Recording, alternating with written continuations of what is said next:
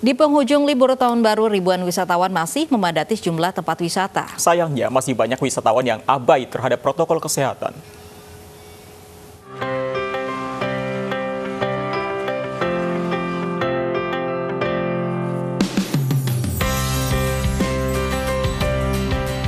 Di masa liburan kali ini, pengunjung di kawasan Kawah Cikidang melonjak dan mencapai 10.000 pengunjung per hari. Rata-rata mereka ingin menikmati indahnya jembatan kayangan sepanjang 1 km yang baru saja dibangun. Kawah Cikidang memang selama ini terkenal dengan keindahannya sehingga tak heran jadi lokasi favorit warga untuk berwisata.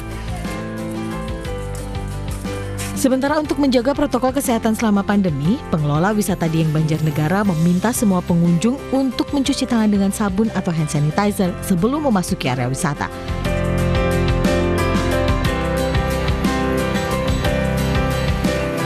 Kondisi serupa juga tampak di Pantai Anyer dan Carita, Pandeglang, Banten.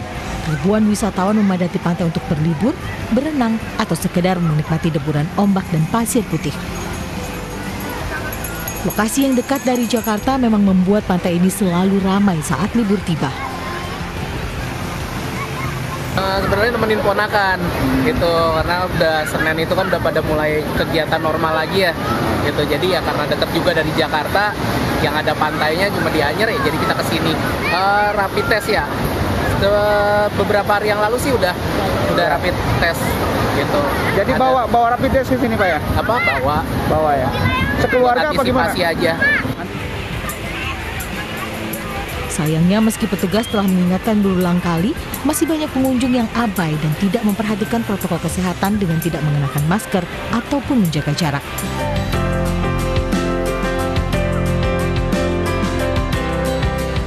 Kawasan Danau Rano, Kabupaten Ogan Komering Ulu Selatan, Sumatera Selatan juga dipadati pengunjung. Keindahan danau ini memang jadi favorit sehingga banyak warga dari berbagai kota memadatinya. Ibu sendiri nggak takut dengan COVID gitu, Bu? Nggak takut, lengkap semua peralatan kita, Pak. Ya. Tapi saya lihat kayak ibu yang sebelah yang lain-lainnya nggak pakai masker gitu, Bu. Mandikan anak-anak, Pak. Mau mandikan basah, ini pakai loh Pak. Oh, jadi kita antisipasi ada, Bu ya. Kenapa kita mau ke sini? Liburan selama ini tutup di rumah terus, Pak. Sayangnya di berbagai sudut keramaian, tidak tampak satupun petugas tim Satgas COVID-19 yang bisa menegur atau memberikan tindakan tegas terhadap pengunjung yang mengabaikan protokol kesehatan. Untuk masalah COVID sendiri, saya sudah mempersiapkan diri dari Jakarta menuju Danau Rano dengan menggunakan masker, cuci tangan, menjaga jarak. Yang sangat saya sayangkan masih banyak yang tidak menghimbau apa yang diperintahkan pemerintah. Contohnya warga yang masih banyak tidak menggunakan masker. Nah, itu sangat disayangkan. Pihak aparat hanya bisa membagikan selebaran maklumat Kapolri agar dibaca dan dipatuhi oleh pengunjung. Tim Liputan iNews melaporkan. Nah, ini yang sangat disayangkan, Lovi, terlalu senang akhirnya bisa liburan, tapi lupa pakai masker, lupa menjaga jarak. Iya, euforia melupakan protokol kesehatan yang harus dipatuhi ya. Nah, di Pulau Dewata, Bali, pemirsa, banyaknya wisatawan tak hanya membuat lokasi wisata ramai, tapi juga menyebabkan arus lalu lintas di sejumlah kawasan macet. Salah satu kawasan yang menjadi titik kemacetan adalah kawasan Gianyar. Banyaknya wisatawan yang berlibur ke Ubud membuat arus lalu lintas macet. Kepadatan ini sudah terjadi sejak Sabtu kemarin. Petugas berupaya mengurai kemacetan, khususnya di jalan-jalan sempit menuju sejumlah lokasi wisata di kawasan Ubud.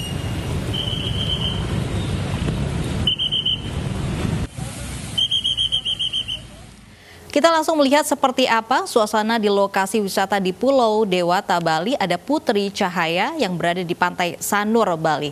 Selamat siang, Putri. Wah, sepertinya di sana cuacanya cukup tidak mendukung untuk orang-orang berlibur. Tapi apakah banyak wisatawan yang juga masih mengunjungi wisata tersebut? Fandi.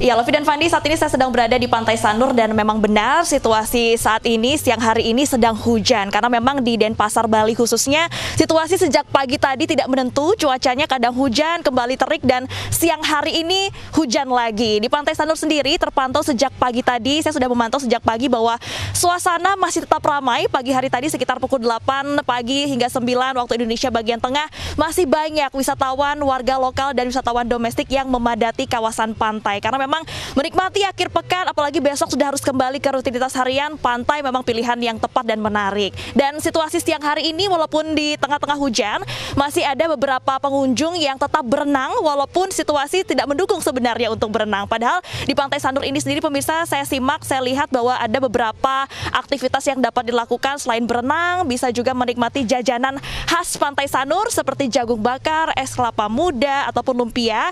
Kemudian juga para pengunjung tadi terpantau sejak pagi juga sudah melakukan aktivitas lainnya seperti jogging ataupun sekedar bersepeda menikmati suasana pantai. Kemudian kami lihat juga di sini bahwa aktivitas perekonomian di Pantai Sanur sudah juga kembali meningkat. Saya lihat di sini banyak stand-stand makanan, stand-stand baju untuk oleh-oleh yang kembali dibuka karena memang hal ini dimanfaatkan oleh para pelaku usaha untuk bisa meningkatkan perekonomian setelah sebelumnya semenjak hadirnya pandemi COVID-19 ini mereka mengalami penurunan pendapatan. Dan memang perlu kami informasikan pula bahwa Pantai Sanur ini sendiri memang biasanya ramai di jam-jam tertentu. Biasanya di pagi hari pada saat matahari terbit sekitar pukul 5 hingga 6 pagi, kemudian siang akan kembali landai dan sore hari biasanya pukul 3 sampai 4 sore akan kembali meningkat aktivitas di Pantai Sanur itu sendiri. Sementara itu saja yang dapat saya laporkan, Lofi dan juga Fandi, silahkan kembali ke Anda di studio. Baik, wisatawan, wisata di sana sudah kembali bergeliat. Yang paling penting tidak melupakan protokol kesehatan. Terima kasih, Putri Cahaya melaporkan langsung dari Pantai Sanur di Bali. Pemirsa, Anda bosan dengan wisata yang itu-itu saja? Yang satu ini bisa menjadi alternatif untuk Anda dan keluarga. Taman Dinosaurus di Purbalingga, Jawa Tengah. Anda bisa mengajak buah hati mengenal hewan-hewan purbakala yang mirip aslinya.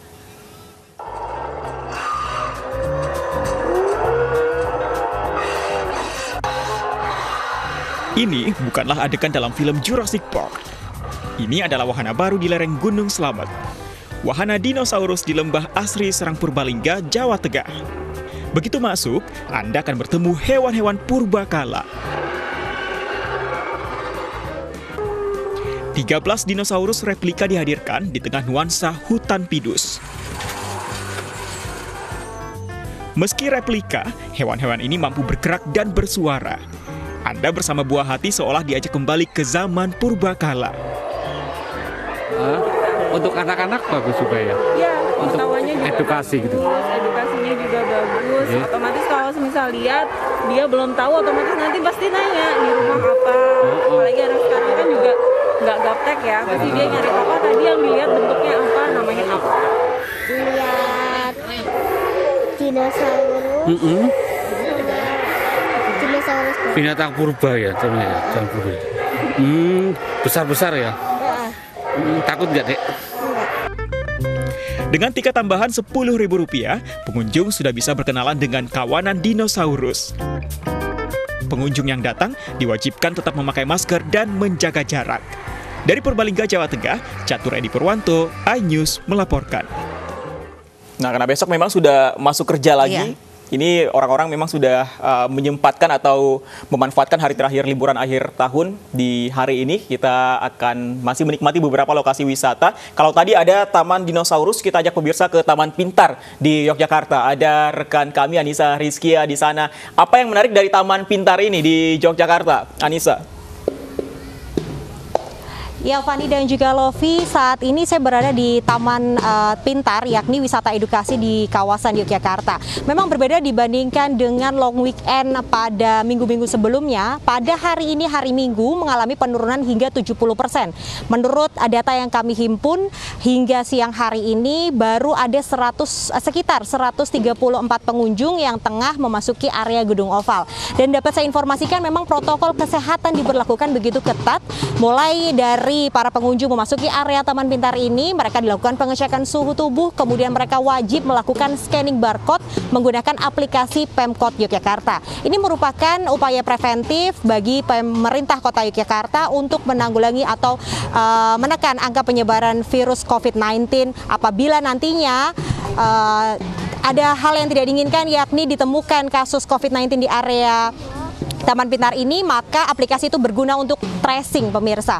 Dan untuk mengetahui bagaimana protokol kesehatan yang diberlakukan di area ini, apakah sudah cukup ketat, saya akan langsung berbincang bersama pengunjung. Selamat siang, Mas. Bisa diperkenalkan namanya siapa dan asalnya dari mana? Nama saya Nicholas, asalnya dari sini Jogja aja. Dari kota Jogja saja. Mas, ini kenapa memilih Taman Pintar untuk wisata kali ini, Mas? Mas, nggak ada rasa khawatirkah di tengah pandemi seperti ini? Sebenarnya yang penting jaga jarak dan jaga diri sih, Mbak. Soalnya dari sini juga COVID-nya untuk penanggulangannya juga bagus. Dari pertama kali datang, udah langsung dicek suhu, terus nanti harus cuci tangan dan sebagainya. Dan juga mengisi data untuk pengunjung, untuk nomor HP juga. Nah, kalau Mas sendiri tadi memasuki area ini, apakah ada pembatasan begitu di setiap zona? Mas melihat nggak petugas ada yang mengingatkan begitu? Iya, ada. Jadi nanti setiap kalau terlalu banyak kerumunan gitu, nanti diingatkan untuk lebih menjaga jarak. Oke, baik. Terima kasih Mas Nicholas atas waktunya.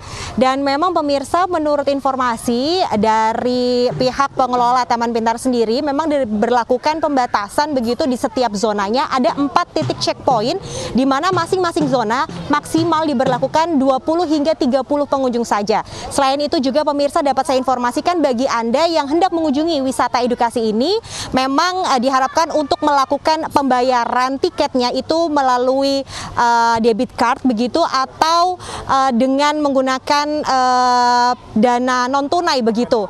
Dan bisa saya gambarkan kepada Anda, memang untuk zona ataupun alat peraga di area ini sekitar 1.500 alat peraga. Sebelum COVID-19 itu diperbolehkan untuk digunakan oleh para pengunjung. Namun semenjak COVID-19 ini dapat saya informasikan bahwa sejumlah zona seperti zona PAUD itu ditutup untuk sementara waktu hingga nantinya pengelola akan membukanya kembali. Namun di tengah pandemi COVID ini memang zona PAUD ini tidak diperbolehkan untuk para pengunjung memasuki ataupun menggunakan alat-alat peraga di dalamnya. Dan dapat saya informasikan, jam operasional yang diberlakukan saat ini di Taman Pintar Yogyakarta dibuka pukul 9 pagi hingga pukul 4 sore. Berbeda dengan sebelum pandemi, ini dibuka pukul 8 pagi. Dan untuk saya informasikan juga bahwa untuk saat ini memang para pengunjung yang hendak memasuki area ini memang diperkenankan untuk menjaga jarak.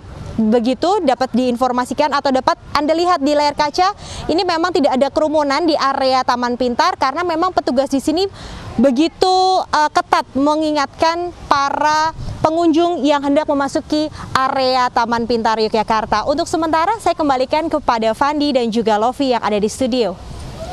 Baik, harus patuhi protokol kesehatan, apalagi banyak juga anak-anak yang berkunjung ke Taman Pintar di Yogyakarta ini. Terima kasih Anissa Rizkia langsung dari Yogyakarta. Masih soal wisata, pemirsa, Menteri Pariwisata dan Ekonomi Kreatif Sandiaga Salahuddin Uno berkunjung ke kawasan geosite Huta Ginjang Danau Toba di Kabupaten Tapanuli Utara, Sumatera Utara. Kedatangan Menparekraf bertujuan untuk mendorong pembangunan dan pengembangan pariwisata Danau Toba berbasis budaya dan alam. Pemulihan Danau Toba sebagai destinasi wisata merupakan target utama program Kemenparekraf pada tahun 2021.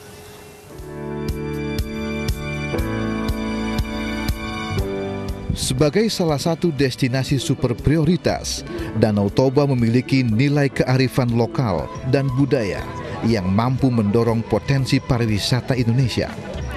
Dalam kunjungannya ke kawasan geosite Huta Ginjang, Menparekraf Sandiaga Salahuddin Uno mendapat mandat dari Presiden Joko Widodo untuk membenahi kawasan wisata Danau Toba agar dapat kembali menyambut wisatawan pasca pandemi. Saat ini pemerintah fokus membangun destinasi wisata di Danau Toba sehingga destinasi ini menjadi ikon tingkat dunia. Kita punya waktu hanya sedikit, kita fokus, kita siapkan destinasi ini sehingga nanti begitu pandemi selesai dengan protokol COVID yang baik, Lake Toba siap menjadi ikon pariwisata tingkat dunia. Sandiaga Uno juga mengunjungi objek wisata Danau Toba lainnya, yaitu Pantai Lumban Bulbul di Kecamatan Balige. Selain menikmati panorama alam, di destinasi wisata ini Menparekraf diberi kain ulos oleh masyarakat dan bermain kano di Danau Toba. Tak ketinggalan, Sandiaga Uno juga menyempatkan diri berbelanja kain khas Sumatera Utara sebagai wujud untuk mengembangkan ekonomi kreatif masyarakat sekitar. Tim Liputan iNews melaporkan. Sejumlah tenaga kesehatan sudah menerima SMS konfirmasi sebagai penerima vaksin COVID-19. Nah, kira-kira apa yang harus dilakukan kalau sudah menerima SMS? Kami hadirkan jawabannya usai jeda berikut ini.